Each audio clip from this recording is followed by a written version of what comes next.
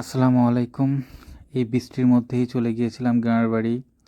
আমাদের গ্রামের বাসায় আজকে ছোট আকারে একটি অনুষ্ঠান আয়োজন হবে। ছোট বলতে গেলে এটা মসজিদ কেন্দ্রিক একটি অনুষ্ঠান ছিল। সেখান থেকে কিছু আত্মীয়স্বজনকে দাওয়াত দেওয়া হয়েছিল সেই হিসেবে আর কি। তো আমি আগেই চলে যাওয়ার কথা ছিল আগের দিন, কিন্তু এই বৃষ্টির কারণে যাওয়া হচ্ছিল না। যে বৃষ্টির কারণে যাওয়া হচ্ছিল না সেই কারণেই আর কি বৃষ্টি ভিজে যেতে হলো। তো বের হয়েছিলাম 11টার দিকে। তখন আকাশ ক্লিয়ার ছিল। বের হওয়ার পরে যেতে যেতে 1 ঘন্টা সময় লাগে আমার গ্রামের বাসায়। তো যাওয়ার সময় দেখলাম ছেলেপেলেরা ফুটবল খেলতেছিল। তো খেলতে খুব ইচ্ছা হচ্ছিল, ছোটোবেলার কথা পড়ে যাচ্ছিল। তারপরেই যাচ্ছিলাম রাস্তা দিয়ে। এখন গাছপালা এত সবুজ এবং ফুলে ফলে ভরপুর।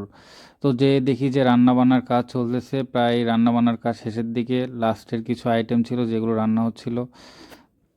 মসজিদে কিছু আপ্যায়নের জন্য ব্যবস্থা ছিল, সেগুলো মোটামুটি কাজ সম্পূর্ণর দিকে।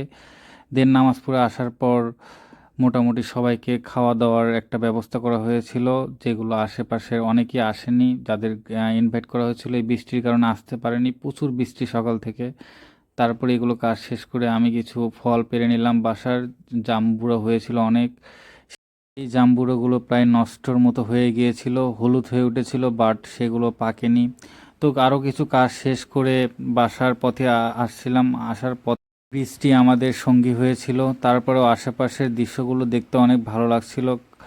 যতই হোক বৃষ্টির ভিতরে গাছপালার জন্য অনেক বড় একটা আশীর্বাদ স্বরূপ, যেমন গাছপালা সবুজে সব ভরে ওঠে। আসলে আমাদের দেশটা সবুজে শ্যামলে, সেটা বোঝা যায় শুধু বর্ষাকালে।